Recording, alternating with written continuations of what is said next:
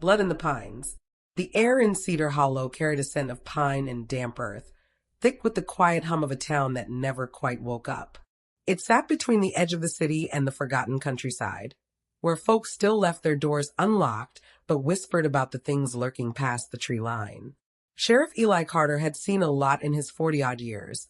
Drunks passed out in ditches, meth heads claiming they saw the devil in their barns, but a dead man drained of blood outside the old feed store?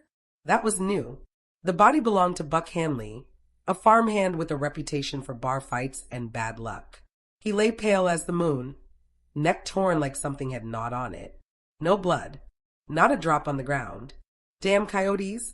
Deputy Mara Grayson asked, though her voice carried more doubt than belief. Eli crouched beside the corpse, tugging his Stetson lower against the morning sun. Coyotes don't drain a man dry, Mara. The town was used to whispers, ghost stories, curses, and the occasional weird sighting. But this felt different. That night, the wind carried the scent of iron and rot through the pines. Eli followed the trail out past the Hanley farm, where the land stretched into rolling fields before cutting into thick woods. He had a gut feeling, the kind that twisted like barbed wire. A rustle, a snap. Then, something moved in the darkness. Eli's hand went to the revolver at his hip, but before he could draw, a woman stepped into the moonlight. She was tall, dressed in black jeans and boots, with dark auburn hair spilling past her shoulders. Her eyes, unnatural and golden, locked onto his. "You shouldn't be out here, Sheriff," she said, voice smooth as river stones. "And you are." She tilted her head. "Someone who doesn't want more bodies turning up." Eli's grip tightened on his gun. "That's so." She took a step closer. "You wouldn't believe me if I told you." "Try me." The woman sighed, gaze flicking past him toward the trees. "Something old has woken up in these woods, something worse than me." Eli wasn't sure which part he should be more concerned about. Worse than me or the fact that she said it like it was a simple truth. "What are you?" he asked. She smiled, just enough to show a glimpse of sharp, elongated canines. Eli swallowed hard. Damn. Over the next few days, more bodies turned up. Always bloodless. Always near the woods. Cedar Hollow started locking their doors. The woman, who called herself Rowan, claimed she wasn't the one killing people. She'd been tracking something old and angry, a predator that made her look tame. Eli, against every ounce of good sense he had, believed her. So, they hunted together. They found it in the ruins of an old hunting lodge, deep in the trees where even the bravest folks wouldn't tread. A thing of bones and blackened flesh, eyes burning red. It smelled of decay, a creature that had slumbered too long and woke up starving. The fight was fast and brutal, claws, teeth, bullets. Blood spilled on the pine needles, but in the end, Rowan stood victorious, breathing heavy, fangs slick with something ancient. Eli leaned against a tree, pressing a hand to the gash in his side. "So, now what?" Rowan wiped her mouth, looking at him like she was deciding whether to say the thing on her mind. "I like this town," she finally said. "Maybe I'll stick around." Eli exhaled, glancing back toward the distant glow of Cedar Hollow. Figures. A vampire in his town.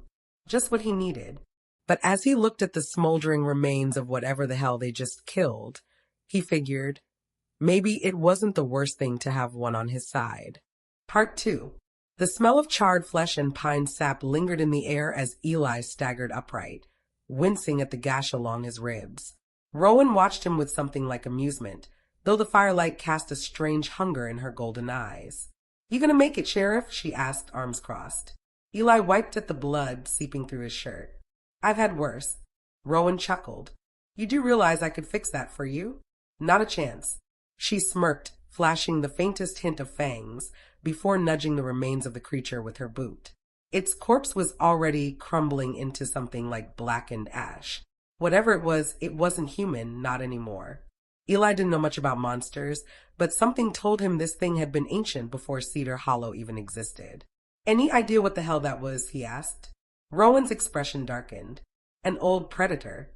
Not quite vampire, not quite wraith. Just hunger." She met his gaze, serious now. "And it wasn't alone." Eli stiffened. "You mean?" "There's more." Back at the station, Eli poured himself a glass of whiskey, but he barely got 2 sips in before Mara stormed in. "What the hell, Carter?" she snapped, slamming a file down on his desk. "We got 2 more bodies overnight. Same as before, drained dry." Eli's got twisted. He hadn't slept, hadn't even cleaned up yet. His shirt was still torn from the fight, blood-stained at the edges. Mara gave him a once-over, eyes narrowing. "And what the hell happened to you?" "Ran into something nasty in the woods," he said, rubbing his jaw. Mara crossed her arms. "You went out there alone?" "Not exactly." She frowned. "Eli, tell me you didn't go trusting some backwoods lunatic." "She's not that bad." "Jesus, Carter. You let some stranger talk you into hunting whatever the hell is out there? Who even is she?" Before he could answer, the door creaked open. Rowan strolled in like she owned the place, hands in the pockets of her leather jacket. Mara stiffened, immediately reaching for her gun. Rowan just smirked. "Well, damn. I didn't even do anything yet." Eli sighed. "Mara, meet Rowan." "Rowan, don't piss off my deputy." Mara's grip on her gun didn't loosen. "You got about 5 seconds to explain why you're mixed up in this." Rowan glanced at Eli, then back at Mara. "Because your sheriff here isn't ready for what's coming." Mara's glare deepened, but Eli just ran a hand through his hair. "Look," he said, "we don't have time for a pissing match. The thing we killed last night, there's more of them." Mara's eyes flickered with hesitation before she finally muttered, "Shit." That night, the town of Cedar Hollow felt different. More eyes in the dark. More silence where there should have been crickets, owls, the rustle of wind through trees. Eli sat on the hood of his truck outside the station, rolling a cigarette between his fingers, watching the shadows stretch long under the streetlights. Rowan leaned beside him, arms crossed, gaze fixed on the tree line. "They're watching us," she murmured. Eli took a slow drag of his cigarette. "Yeah." She turned to him. "You scared?" He exhaled a curl of smoke. "I'd be a damn fool if I wasn't." Rowan studied him for a long moment, then smirked. "You might just survive this, Sheriff." Eli huffed. Hell of a vote of confidence.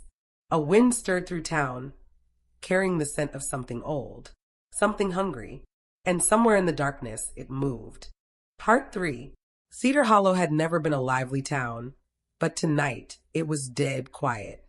The kind of quiet that warned of storms, of something coming. Eli Carter had lived here long enough to know when the town held its breath, and right now, it felt like every shadow had eyes. Rowan stood in the doorway of the station, arms crossed, her unnatural golden gaze sweeping the streets. Mara, still looking skeptical as hell, was cleaning her shotgun at Eli's desk. "You're telling me," Mara said without looking up, "that there are more of those things out there?" Rowan sighed. "Did I stutter?"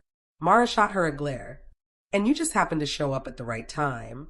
"Convenient, I know," Rowan said with a smirk. "But trust me, Sheriff Carter would be dead if I hadn't." Eli groaned. "Would both of you quit?" Mara ignored him. "What are they?" "You said they weren't vampires." "There's something worse," Rowan muttered. Eli took a deep breath. "All right, so what's the play?" "We just wait for them to pick off the whole damn town." Rowan cracked her neck. "Nope. We hunt them first." Mara looked between the two of them, her expression a mix of disbelief and resignation. "Of course we do." The first body turned up around midnight. James Miller, a mechanic who worked the night shift at Benny's garage, was found hanging from a streetlight on Main Street, his throat torn open, his blood pooling in the cracked asphalt below. Eli stared up at the corpse, jaw clenched. "Jesus," Mara muttered. "They're getting bolder." Rowan knelt by the blood stain, dipping a finger into the drying pool. She sniffed it, then wiped it off on her jeans. "They're marking territory." Eli turned to her. "Meaning?" She stood, eyes scanning the darkness beyond the streetlight's glow. "They're not just hunting anymore. They're letting us know they're here." Mara exhaled sharply. "Great. A bunch of bloodthirsty bastards with a sense of drama." Rowan smirked. "You're catching on." Eli holstered his gun, glancing around the empty streets. The feeling in his gut, the one that had been gnawing at him since Buck Hanley turned up dead, was worse now. "We need to end this. Fast," he said. Rowan nodded. "Then we set a trap." They used the town itself as bait. Rowan picked the spot. The old lumber mill just past the river, long abandoned but still standing like a skeleton against the tree line. It was the perfect place. Isolated, plenty of shadows, and just enough moonlight filtering through the broken roof to keep things interesting. Eli and Mara came armed. Rowan? She just grinned. They'll come when they're hungry, she said, leaning against a rusted beam. So let's make some noise. Eli fired 2 shots into the air. The echoes rolled through the valley. Then silence. Then footsteps. Not human ones. The air turned thick, heavy with the scent of damp earth and something metallic. Then they saw it. A figure slinked out of the darkness, tall, gaunt. Its skin stretched tight over jagged bones. Its eyes burned red, and its mouth split open in a grin full of needle-like teeth. Then another stepped out. And another. Mara cursed. 3 of them. Rowan just cracked her knuckles. Good. I was getting bored. The creatures moved. Fast. Too fast. Mara fired first, her shotgun blasting one straight in the chest, but it barely staggered. Eli followed up, his revolver kicking hard in his grip, but the thing just grinned. Then Rowan was on them. She moved like a shadow, her strength unnatural. One of the creatures lunged, and she ripped its head clean off. Blood sprayed the rusted floor. Eli barely had time to react before another beast came for him. He fired a shot point blank into its skull, but its claws still raked across his shoulder. He hit the ground hard. Mara shouted something, but Rowan was already moving. She tore into the last 2 creatures, her speed inhuman, her strength brutal. The final one let out a shriek before she plunged her hand straight through its ribcage and yanked out something that shouldn't have been a heart. Silence fell. Eli groaned, pushing himself up. His shoulder burned like hell. Rowan turned, covered in blackened blood, eyes still glowing. She licked some off her wrist, then smirked. Told you I was useful. Mara just stared. Eli exhaled. Remind me to never piss you off. Rowan grinned. Oh, Sheriff. I thought we were just getting started. And somewhere in the trees beyond the mill, something watched. The fight wasn't over. Not yet. To be continued. If you enjoyed the first part of Blood in the Pines, please come back next week for the second half. Don't forget to like, share, and subscribe. See you next week.